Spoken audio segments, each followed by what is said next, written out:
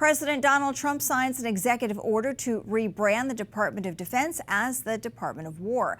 The aim of the Pentagon name change project, a tougher and more lethal image for the U.S. military. White House Correspondent Owen Jensen reports. Owen. Well, good evening, Tara. Today, President Trump said this name change is something both he and his staff have thought long and hard about, discussing it for months. And in the Oval Office, he addressed reporters. We've been talking about this Department of War. So we won the First World War, we won the Second World War, we won everything before that and in between, and then we decided to go woke and we changed the name to Department of Defense. So we're going Department of War. The world-famous Pentagon, soon no longer the Department of Defense, but the Department of War. The Department of War was created in 1789 and renamed in 1947.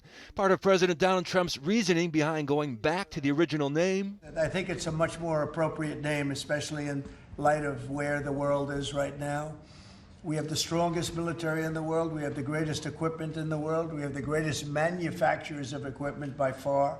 There's nobody to even compete. Only Congress has the power to rename federal departments. And while permanently changing the name would require legislation, President Trump's order would authorize the use of secondary titles, such as Department of War and Secretary of War, for official correspondence. On social media, the president's defense secretary, Pete Hegseth, posts 3 words: Department of War. The name change comes as multiple wars rage across the globe, and America's top adversaries present evolving geopolitical threats on multiple fronts, raising the specter of future conflicts and battles yet to be fought. President Trump also posted a picture online with the caption, "Looks like we've lost India and Russia to deepest, darkest China. May they have a long and prosperous future together." We asked the president's director of the National Economic Council what that says about America's relationship with those countries.